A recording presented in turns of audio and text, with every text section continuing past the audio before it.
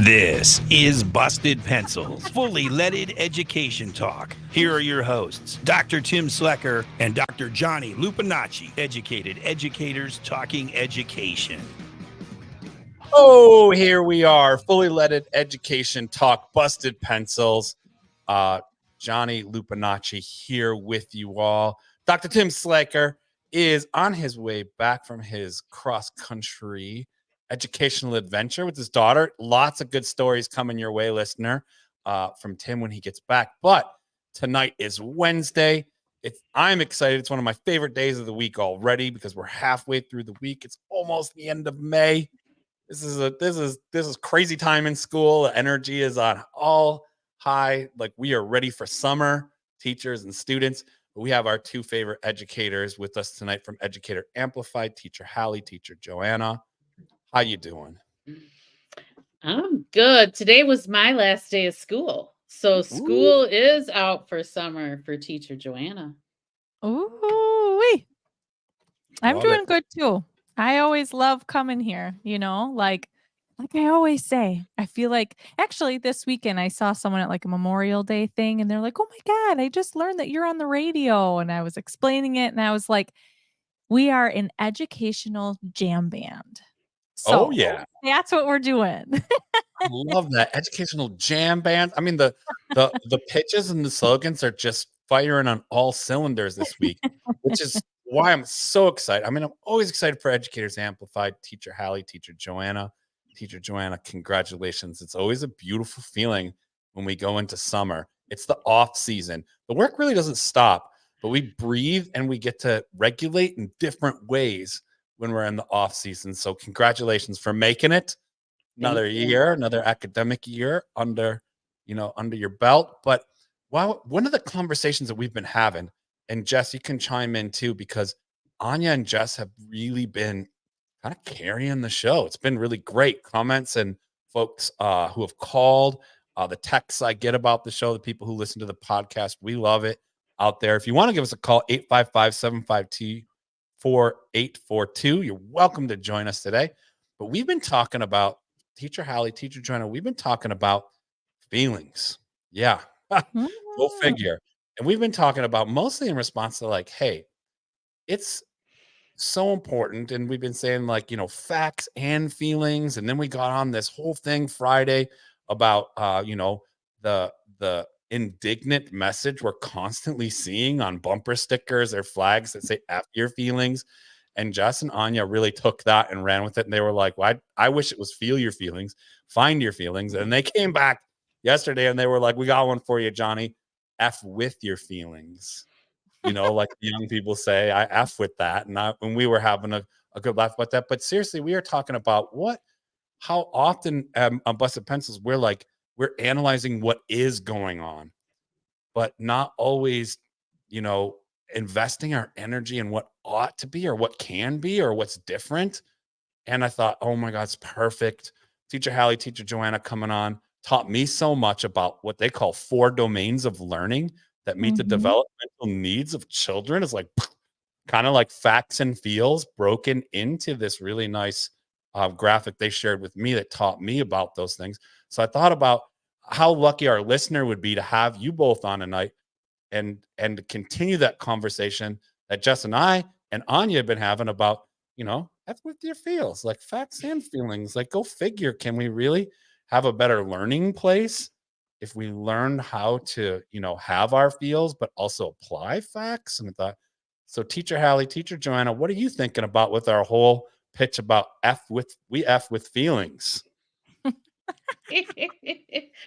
Well, there's a lot of different places to start, but I will say this is something that Hallie and I are just really solid in terms of, and this is why we appreciate the opportunity even to be on your show once a week, because even outside of the show, Hallie and I often talk about we're really solid in what the education process is and what learning is.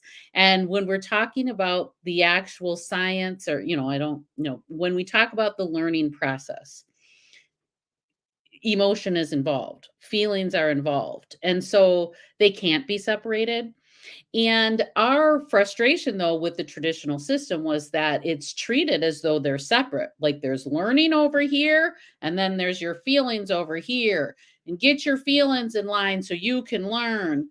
And our experience and journey together was integrating the two. That's why we would use the phrase that we focused on the integration of well-being and learning, because they can't be separated. So there's kind of that part, right, Hallie, where we're just like, Mhm. you can't take it out. However, the system is structured to have it out, though. Mhm. And they definitely are like, hey, Johnny, get your stuff together over there and then come back and learn. And we developed a system and a program that really acknowledged and taught what was happening in your body. So there's that. There's just one, it's something we're really clear about, and that's what we love to talk about rather than power and politics and the things that many of us believe are what education's about or have been led to believe. We're clear on like the actual process of learning and connection. You couldn't separate the two out. So it's integral to what we do in school and in our profession as educators. Yeah, I would add to, I think about this concept of like the language that we use within schools. I think people can hear feelings and be like, oh, here we go. The liberals want to talk about their feelings or whatever. You know what I mean? And I think something that Joanna and I are really solid on, and that when you talk to Johnny about being like, right, understanding this 4 domains, is that like, this isn't just some like little thing, like off over there that we want to talk about that's taboo. We really are talking about like the science of stress is more of what we're talking about, of like, how does stress influence how we learn? How does stress influence, or how is stress affected in particular environments, and how can we look at that? Even down to, I remember talking with students being like, in our system, right? Some feelings that people would talk about would be like, oh, they have anxiety and depression. Now, I can't deal with that, or like people would get really nervous because those are big words. And so, how do we possibly handle it? Versus being like, guess what? Everyone has experienced the feeling of being anxious and feeling depressed. So, how do we kind of normalize some of this so it doesn't have to be so, I keep saying the word taboo, that we're just like, that's the human experience. We're all humans. We're all here together 7 hours a day, 5 days a week. So let's acknowledge it. It was actually harder to separate the two than to integrate. When I lived my life before I really knew about how the brain works and, how stress impacts learning, I thought they were separate. And that is actually much more difficult than just integrating it, because then you just have a flow. When you realize that aggression is really a fight response, a fight stress response, and when you realize that someone taking off and running or hiding is a flight response, a flight stress response, and that being disengaged is a stress response, that's different than just being like, Hallie wants to fight and Johnny's lazy. Yeah, they're Hear what I'm saying? disrespectful to staff. Like you just don't take it personal anymore. So it's like, so it's interesting because you're like, let's feel our feelings, and yet I, as an educator, I wasn't all up in my feelings when I looked at it as the science of stress. Mhm. Do you know what I mean? Like I didn't, like you could like kind of give a degree of separation to be able to be there as an adult who's regulated versus an adult who's dysregulated. And so, yeah, it's kind of interesting. I don't know. What do you think about when we say all this, Johnny? We're like, bah! We're like, we know what we're solid on this, but we're like, do you understand what we're talking about? Well, we've been talking about it. I'm gonna kick it to Jess. Jess, you want to chime in a little bit? How does what Teacher Hallie and Teacher Joanna are sharing kind of resonate with the talk we've been having?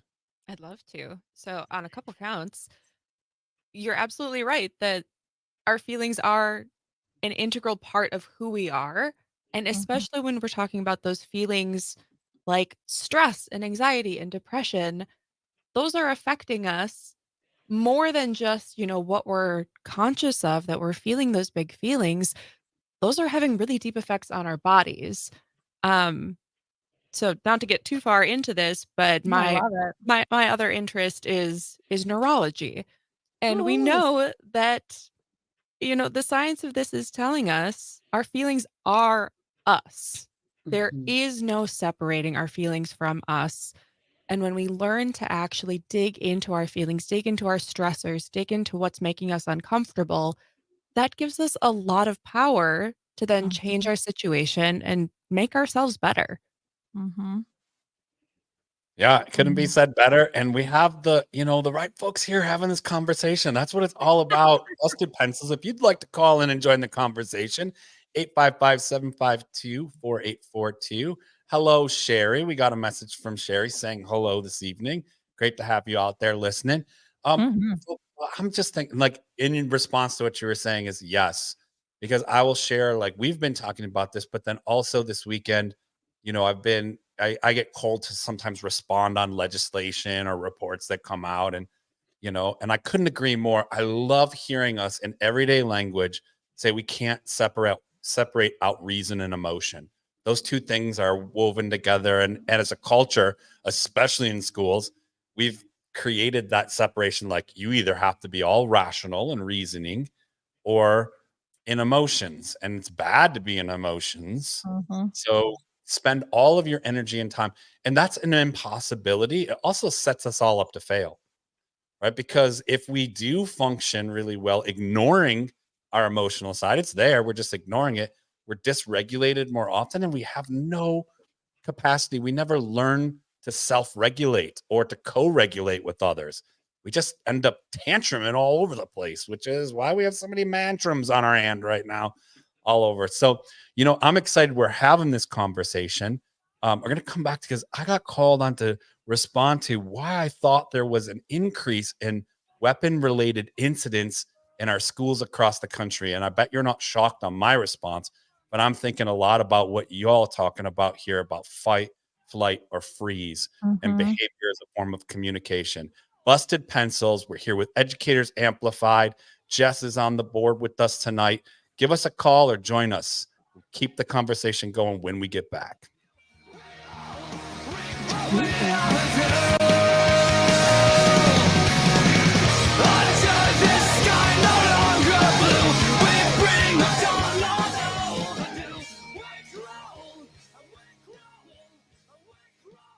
That was a smooth transition. Ooh, we got it going smooth. Yeah. Yeah, this is fun. Which one is our longer break? The one at the next one coming up is 4 minutes. This one's 1 minute. So we're like, we breathe and then we're back on. Okay, I gotta run and move my car. Short break here. We'll be back in 50 seconds. Okay. At the long one, I gotta run out and move my car. Okay. This section is going to be about 9 minutes. So at 6:29 and 20 seconds, you will be free to dash. Okay, cool. Yeah. Yeah, no, this is good. I can't wait to hear about your story you're going to tell. All right. And I'm going to squeeze in a promo too. Yep. Yes, please. Thank you. I gotcha.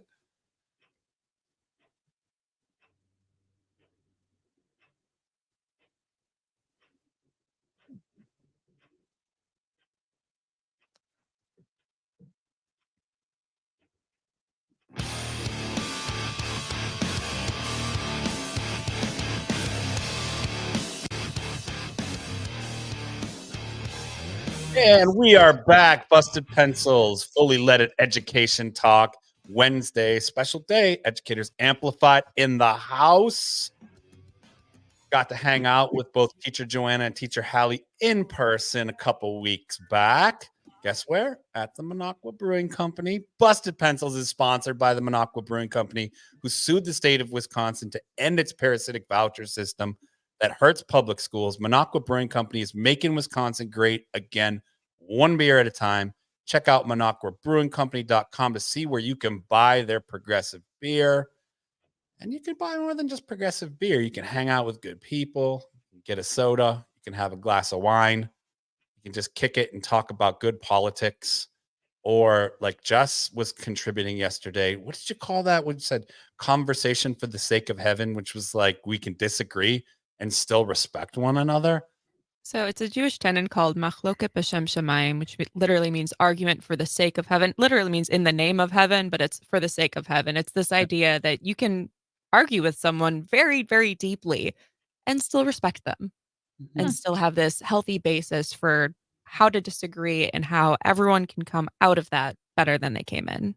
I think my Italian family somehow inherited some of that tradition in terms of, man, we all always beef and argue with each other. We got each other's back. We love each other at the end of the day. And we kind of land on similar common grounds. It's sort of like little micro democracies. I love that.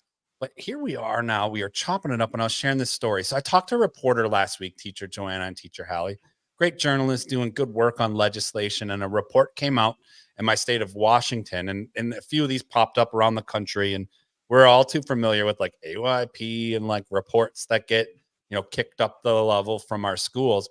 But one of the things that came out is there was an increase in incidents related to bringing a weapon to school. And it was like, okay, here we go. Like we already know it's far too easy to have access to a firearm in this country. We got into the big kind of cultural discussion around that. But what I kind of came back to was like, I'm not shocked by this number, by this increase, although it's sad. I don't think we should just accept it or normalize it.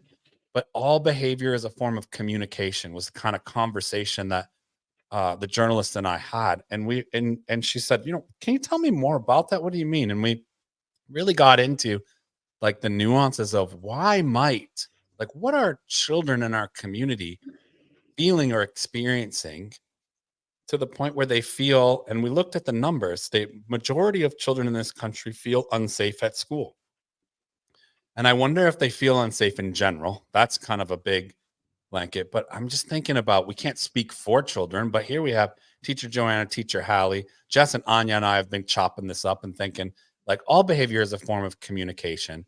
We have these numbers, okay? Numbers always kind of illuminate certain things and hide other things, but they're telling us that more incidents than the past few years related to bringing a firearm to school or having a violent related incident associated with a weapon. When I put little quotes up around it, because we know it can be broken down. We've all been there where like, we'll keep using Johnny. We'll say little Johnny brought a knife to school. And I think Anya shared a story about how someone forgot they had it in their jacket or they wanted to bring it because, it meant a lot to them. And, we've all been there where there's like expulsions or suspensions or zero tolerance policies. But just thinking back to this, two educators I look up to, we've all been there.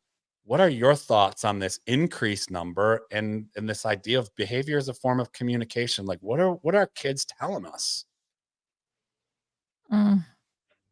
Well, do you want to start? Nope, go for it. I have a quick thought, and that is just that, logic cannot shut down emotion, but emotion can shut down logic. And that's how our brain works, right, Hallie? That's our flip our lid. It's literally how the brain works and connect and disconnect those pieces. So that was the first thing I thought about was that, like I said, logic cannot shut down emotion, but emotion can shut down logic. And so when students are feeling unsafe, right, they're not thinking logically or rationally. And then definitely adolescents, just the way their brains are developed at that point, aren't thinking long term either. It's very immediate. So there's that. And then I also just think about the chronic toxic stress that we are all in. So the kids carry their own, and much of it is from the adults around them. Where was I just the other day? Oh, my daughter's graduation party was this weekend, and like what just a person was talking and they were like, the whole like, thank God my kids don't have to deal with this because this world is blah, blah, blah, blah, blah. And but there's kids around hearing this. And I'm like, they really do hear this message of like, things are really bad and I feel bad for you guys. Like they hear that. Those are just off the cuff thoughts, but I could probably get deeper into why they're feeling this way in school. But I'm curious what Hallie would add, either on her own or responding to what I say. Well, similar to what you were saying, my thoughts were floating around as Johnny was talking about. I mean, when you're working with students and some things will just stick out to you, how like your memory will just remember things. And I'll never forget during the shutdown of the times of COVID when a student, and I may have already shared this, but it was just, she's like, I don't know why, or like, she was a senior too. So she's like, why graduate? What are we doing here? And like listing off like 7 really large traumas, right? With like COVID and Black Lives Matter movement was going on and global warming and climate change is what I mean, so like, and on and on and on and on. And it's just like, that was in 2020, so now we're in 2024.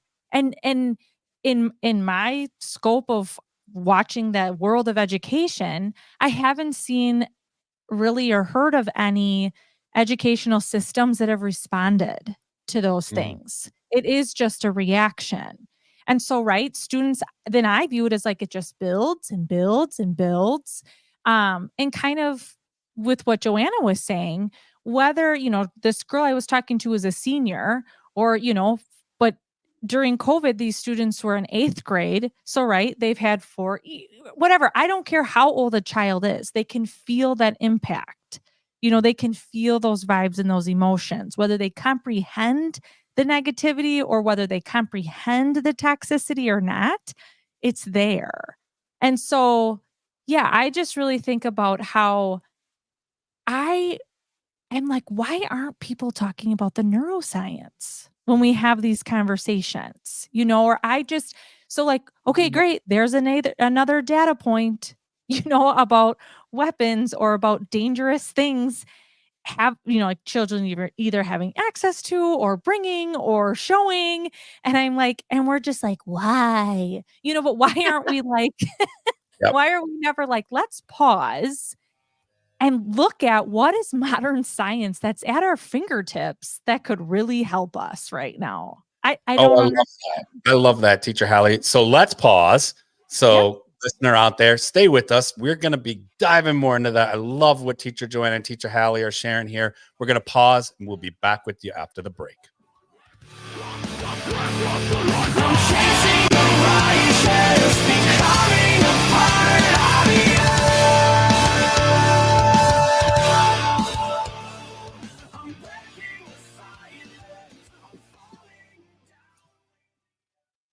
Great stuff, folks. Move your car, but don't rush. Be safe. Okay, I'm going to do it right now. Okay. Yeah, take your time.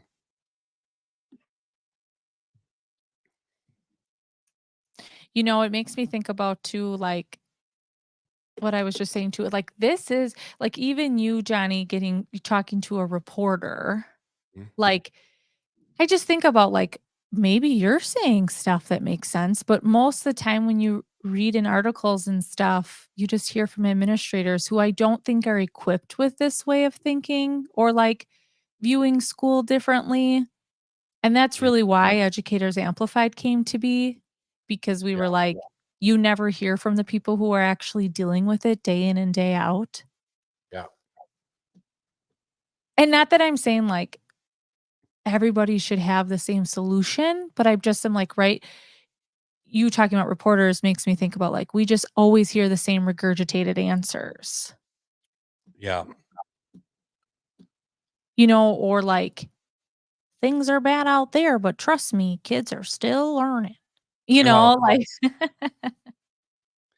Yeah, no, kind of where we went in the it was a long discussion her and I had, but it's like turned into like 5 paragraphs. She did a pretty good job, but it kind of went into my whole thing around saying like we have to really look at like more broadly, like what do these numbers tell us about what children are experiencing? And if we want to have a conversation about this, really, we need to take a closer look at, what we're doing in our community to support children in general, just to support, that we have increased poverty, we have high levels of stress. Right. So it's a really bigger conversation. And also I dropped in stuff for legislators around like make it harder for people in general to have guns. I know. No, but I love this because we come back to it too with what you're all thinking about. And I love what Joanna said. I'm going to come back to it, where, what did she say? Reason and emotion. Oh. So logic Yeah. cannot override emotion, but Right. emotion can shut down logic. Absolutely. So like if we're in a state of fear or feeling unsafe, even if we know better, we might not be thinking about what we know. So in a sense, more facts is going to make the situation better. Correct. Well, and then I always loved talking with students about like the only thing, like when your emotion has so basically your amygdala has taken over your prefrontal cortex, the only way to reconnect them is with oxygen. So that's why they always encourage breathing and deep breaths. Love it. Yup. Okay. I'm going to ask those things again. I'm going to kind of set that 2 up. minutes. Okay. I'm going to say, can you re-say that whole like logic and emotion thing? I think that's a really powerful frame, and then talk a little bit of where that comes from. That's all that neuroscience that Jess likes. Yeah. Fun fact, I'm actually taking a couple gap years right now between undergrad and medical school. And during that time, I've been teaching, and now I'm producing radio. But ultimately, the goal is neurology. Yeah. Wow. Are you in Wisconsin? You must be because you're in the studio. I only asked because my sister works at the Medical College of Wisconsin in the neuro. That's where I'm trying to get. Oh yeah? Yeah. Get that. Make the connects. Yeah. Got just about 1 minute left. That's cool. Yeah. The neuroscience of it all. It's real interesting, but it's real messy. And messy. It's so helpful too. And some of it is just it makes sense because I'm like, oh, that's what really great teachers were kind of doing at this place when I was learning to teach in this place.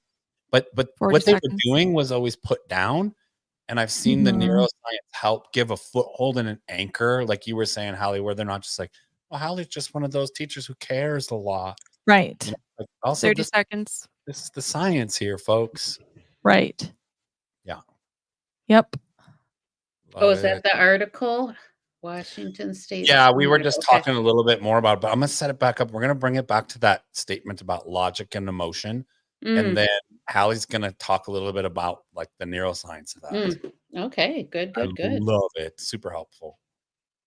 Oh, Jess, chime in too. Yeah. Right?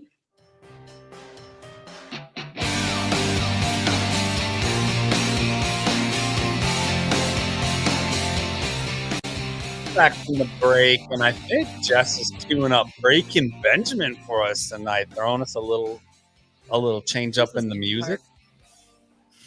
Oh, this is Linkin Park. A little out of my I talked about a generational gap in my music. So thanks for the shift and the change. Love it. We are back from the break though. And if you'd like to give us a call, 855-752-4842 here with Educators Amplified. Mind blown. Of course, it makes sense. Like Teacher Hallie and Teacher Joanna have saying, Educators Amplified have been about this. It's not just a little thing over there. They've been really working closely with the neuroscience, with the learning theory, with the science of what's going on to help us better educate kids and kids to learn, and recognizing the whole development, the whole child in that, and the diversity of ways in which children's needs are met together in a learning community or a classroom. And again, how hard that is often to do in schools, because schools just seem so resistant to actually, cultivating or supporting spaces where teachers can both learn about that and practice it. And boom, mind blown. You know, when you have those moments where it all just comes into focus.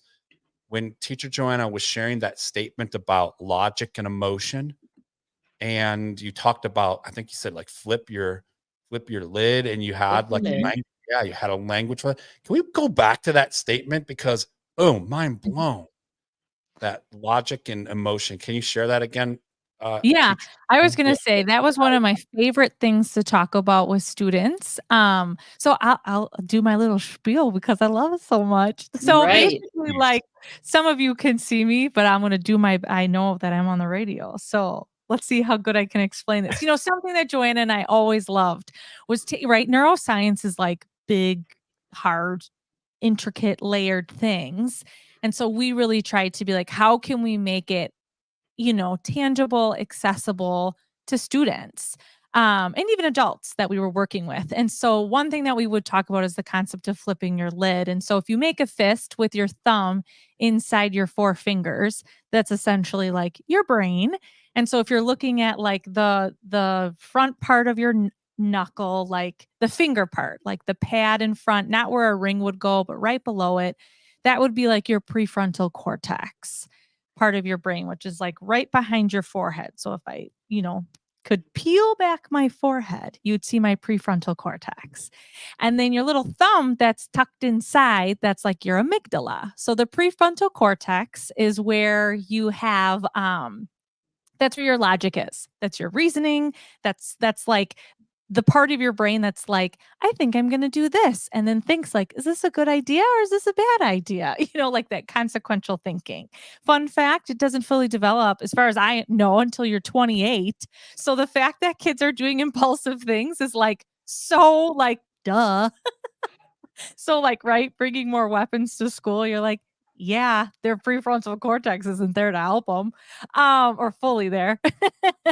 But then, and then that amygdala, so your thumb is like just that reptilian brain, that like fight, flight, or freeze, just pure emotion. And so when you're in situations, and so how we would talk about it is when we wanted students to feel regulated, it's like your brain is that fist where your prefrontal cortex is connected to that amygdala, and you're making decisions together with your emotions from the amygdala and from your logic from your developing prefrontal cortex. And that's how you strengthen it.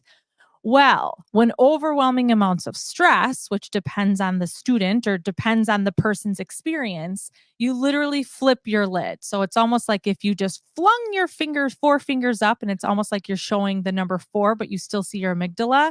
That's your logic leaving and your amygdala, your emotion taking over. And so that's what we would talk about. Like that's that fight, flight, or freeze. That's when those feelings feel, you know, I have a 7-year-old at home. So that's when I talk about that's your big emotions. And like that's when it's just overwhelming and it's a lot.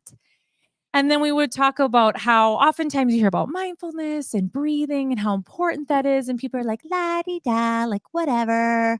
But scientifically, like literally biologically, the only way for your amygdala and that prefrontal cortex to connect back together is through oxygen.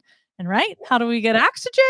We get it through breathing. So that's why we do the deep breathing and teach those things in schools when we can, because literally that is just brain science.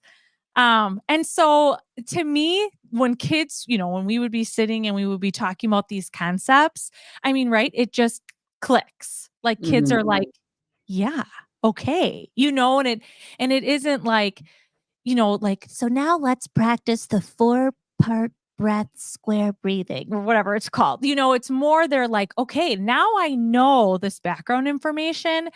And in those moments, if I can find a way to breathe, I'll breathe. You know, like, and it wasn't just like because someone taught me the 4-part square breath, or I'm totally butchering it, but you get it. Mm-hmm.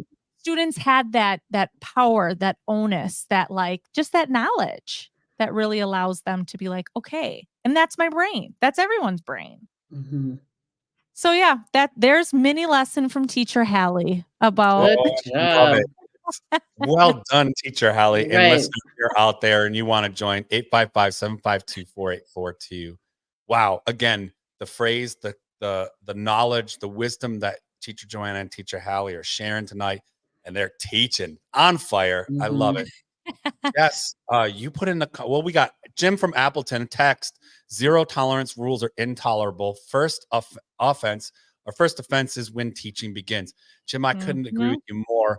In that conversation. So to loop back in the conversation with the reporter, we were talking about incidents and we were looking at the numbers of how many incidents were also dealt with. And we got into the discussion of like dealt with, responded in the form of expulsion or suspension or consequence. And again, I was saying all forms of all behavior is a form of communication. So I applaud schools that respond but are empathetic and firm. And 0 tolerance rules, I think, like I agree with you, Jim from Appleton. 0 tolerance, like if we're punishing kids for making mistakes without working on that teaching part, or where that like first offense is where the teaching begins, where we learn the why and the what, and we help get to that. Like Teacher Hallie was saying, they're supposed to be kids. I'm terrible with the neuroscience. So I'm gonna say the front part of my fist, right? That isn't developed until I'm 28 years old, right? So again, reality check for our schools. We need to have it. It's not anything goes. You can't bring a weapon to school. But we No. gotta understand why. And I applaud when we do we do consequences that are not punitive, but they're disciplinary. And by disciplinary, I don't mean ruin a kid's life, punish them, harm them, make them cruel. Find out why, and let's learn together. Teacher Joanna, hop in there. Well, that's where we haven't caught up, and that's where when I started, I said, Hallie and I were really clear on this, and we designed systems around this. Because, right, when kids don't know how to read, we teach them how to read. When kids don't know math, we teach them how to do math. When kids don't, quote unquote, behave, we punish and exclude.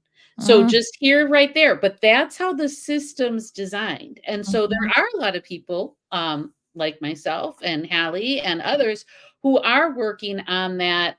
How is it teaching side, and how is it just part of things and not, again, viewed as separate, because it's not separate from yourself. It's connected. But can you hear in how I explain that? Like school, like I said, we think these are the things we teach, and they're really subject concrete oriented. And then the things that we assume are actually the very complex, integrated, internal aspects of ourselves. And so, right, when it gets to safety in school, yes, there are like these hard external things.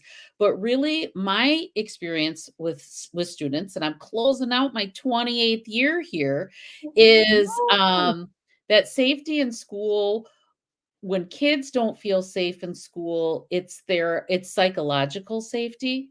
And they're operating from their stress response, things that they would share with us, or that would come up in, some of the surveys and things, where reasons that kids didn't feel safe in school were things like just generally feeling that uncomfortable awkwardness you feel as an adolescent, bullying and harassment, not feeling accepted, feeling misunderstood. You hear like those are all even feelings, right? Where it was like, I don't feel liked, I don't feel accepted, I don't feel comfortable.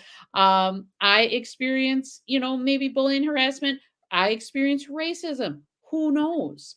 But that was largely, where kids were coming from and how they would describe their feelings of not feeling that safe. And so on one hand, I'm like, okay, sad. On the other, I'm like, oh, but this is doable. Like, hello, we're regulated, educated adults. We can, professionals in teaching, we can help with this. I know. It just makes me think, like you saying that just makes me think about how so much of our system is set up on like an adult brain, or like not literally the adult, but like a fully developed brain, maybe is what I'm trying to say. Yeah. As opposed to really just recognizing like literally brain developmentally where children are at. Because that even made me think about how we would tell students how from 0 to 3 years old, how much you can literally see physically how much a human grows and changes. from that 0 to 3, and people talk about the quote unquote terrible 2s, but really it's just like their brain, their body is growing so rapidly that like it's just like trying to catch up. But the same kind of rapid growth happens in teens too. But yet it's more, there is the puberty and you can see that, but it's a little bit slower, or like you don't see it as quickly from 0 to 3, but so much is happening in their brains. And yet in schools, we're like, all right, so we'll like jump into this, but it will just be on the academics. Like we'll like go with them with the brain growth, but just in math and reading, not on like, right? Like acknowledging that like a huge part of being an adolescent is feeling left out, is feeling misunderstood, is feeling awkward, but like It's your we're just social like, development. yeah, yes. But yet we're just like, well, we got to prepare you for when you're an adult, like, dang We it. got to treat you like you're one already, and that's how you're Correct. going to learn it, because we're going to punish you as though you were fully developed in all 4. You talk about the 4 domains of learning. Like we're going to hold you accountable for, even though you're a child and the science is telling us you're not developed in these ways yet, and we're supposed to teach you and help you develop. We're going to hold you accountable as though you were 28 plus years old and fully supported in physical, intellectual, social, and emotional needs. The other thing that comes up, and it's come up a little bit like tangent to our discussion, and we've brought it up a few times, and I know that both you, Teacher Hallie, and Teacher Joanna referred to this, so I'm hoping it's going to probably take us up to the break, and then when we come back, we could talk a little bit more about it. But there's this thing, emotional intelligence. Like, since we've been talking about feels and all this stuff, I can tell. So I know, like I think people have referred to it before. It's EQ or emotional. And I'm not like, I would love for us to just have a little mini lesson as we're effing with our feels and talking about feels and facts and feelings. And you gave us a powerful lesson on logic and emotion, and flip your lid. And I love that. Leave us tonight. We'll come back and we'll be talking about EQ, emotional intelligence, with 2 expert educators who talk about that all the time. Teacher Hallie, Teacher Joanna. If you want to call in and join us, 855-752-4842. Busted Pencils when we come back.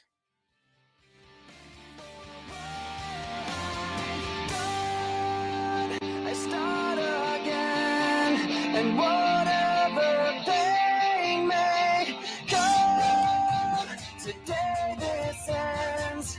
I'm forgiving what I've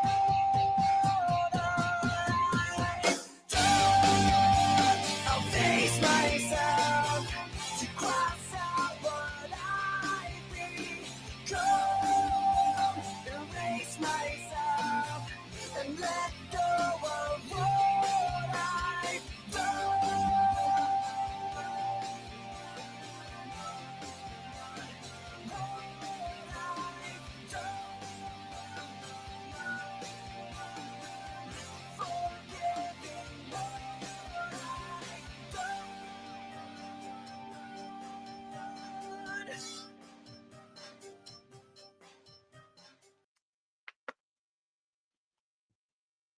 Good stuff. We'll be back in a minute. All right, thanks. I left a little bit of extra time on that one, but I thought, okay.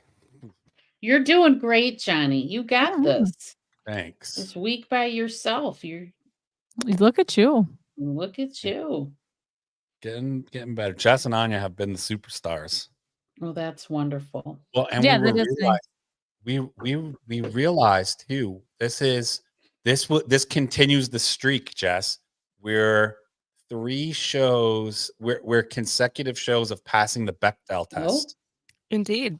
Yep. What? I lost you for a minute. What'd you say? Oh, we cut out for a minute. This is the 3rd consecutive show where we passed the Bechdel test. Do you know about that? No.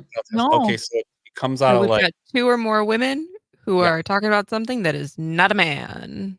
And they're talking to each other, not about that man or a seconds. man. Like there's actual featured conversation between 2 or more women. What is it called? The Bechdel test, BEC.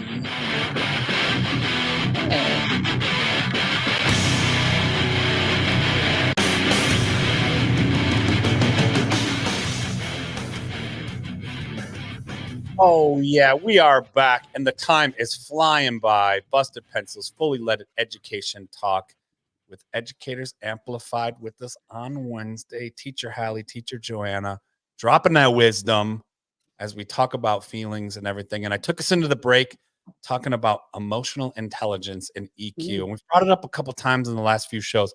So I thought, hey, we got our experts in-house. Talk to us a little bit about this thing, emotional intelligence. Say what? Well, I go was on, going to Jenna. start. You know what, Hallie? I was like, we can do this how we do this. I'll tee up the big concept and you bring some details, babe. Yep. What I was thinking when Johnny was talking about like emotional intelligence, I just thought of the bigger idea that we are socialized to believe that there are good emotions and bad emotions. That's a huge thing that we're like don't cry, stop being mad. So we are socialized to believe that there are good emotions and bad emotions. However, when you get into understanding or learning about emotional literacy and all this, you just understand that we have emotions and they just are what they are, and that all emotions serve us. They serve us in some way. They serve a purpose or they wouldn't be here, and that everyone's feelings are legitimate. So that's a different premise, right? Than just there's good ways to feel and bad ways to feel. So we're in the land of like, there's just feelings. And when you can kind of understand what they are and how they're serving you and how they work, it's pretty helpful.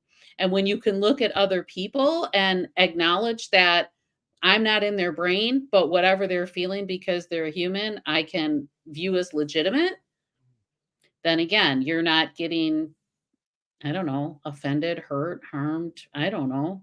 Anyway, that's my tee up, Hallie, of the big picture. Then you often get into the details about shades of emotions or the Yeah. flower or things Yeah, like well, that. I just always felt it was important to let's literally talk about we all can feel them, but do we ever just meaning feel our emotions, but do we ever just talk about them and understand them? And as I was doing some research, or even students would do research on emotions, and you find out that humans can experience something around 34,000 emotions. You're like, what?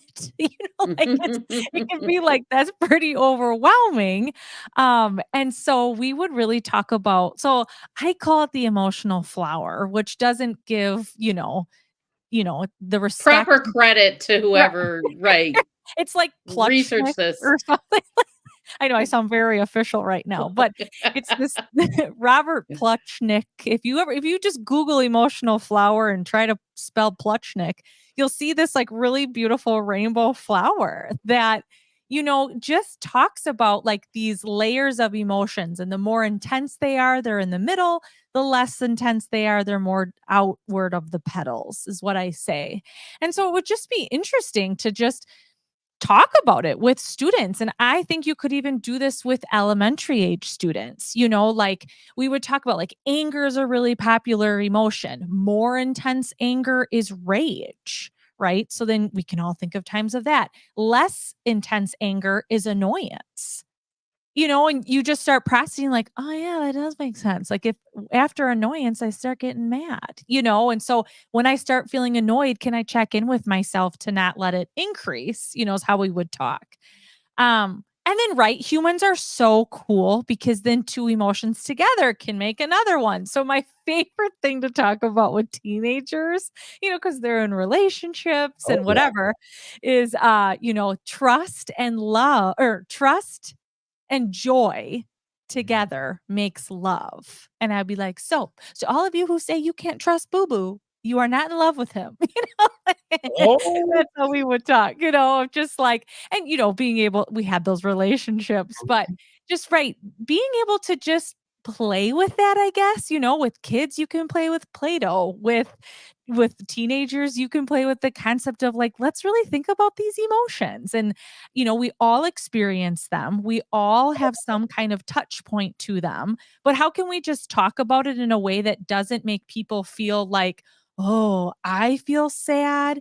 Well, everybody feels sad, and so Yeah, look it up though. It's really good stuff. And I'm like, I think all students, all people would really benefit from just having this basic understanding of our 34,000 emotions, but that image shows around like 32 or something. And you're like, okay, yeah, I've got lots of emotions.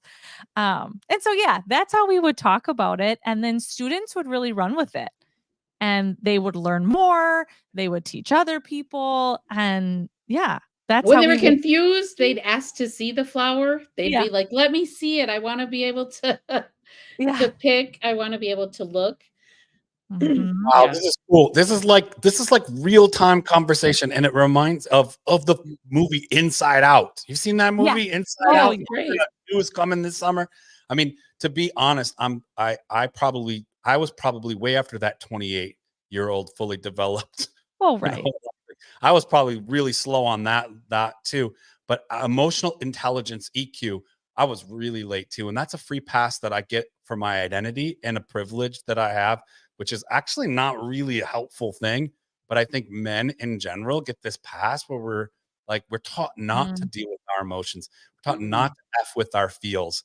But it's so important. And wow, like that movie Inside Out, I'm like admitting way too late in life that I began developing my a better understanding of EQ. But my kids were like, "Oh yeah, this makes sense." And then I was like, Yeah. "Oh, no, it doesn't." But wait, maybe it does. And so like the logic and emotion stuff started to balance out. Hey, this has been an amazing conversation. I am so stoked to get to have Educators Amplified on here every Wednesday. Listener, check us out. You know what else you can do is you could check out good conversation with other educators or people who aren't even educators but care a whole lot about education at the Minocqua Brewing Company. Busted Pencils is sponsored by the Minocqua Brewing Company, who sued the state of Wisconsin to end its parasitic voucher system that hurts public schools. Minocqua Brewing Company is making Wisconsin great again, one beer at a time. Check out MinocquaBrewingCompany.com to see where you can buy their progressive beer. Wow, tonight, mind blown. I can tell my EQ, my emotional intelligence has grown. Learnings from teacher Joanna and teacher Hallie here tonight. Listener, I hope you've had that same kind of experience. Thank you, teacher Joanna and teacher Hallie. Thank you, Jess. What a show. Awesome week. Let's go.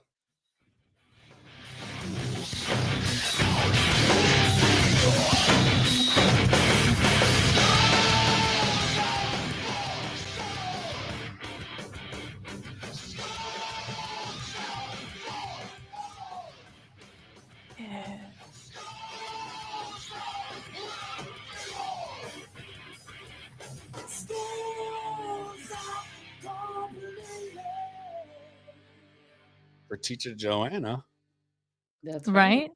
school is out. Hey, great stuff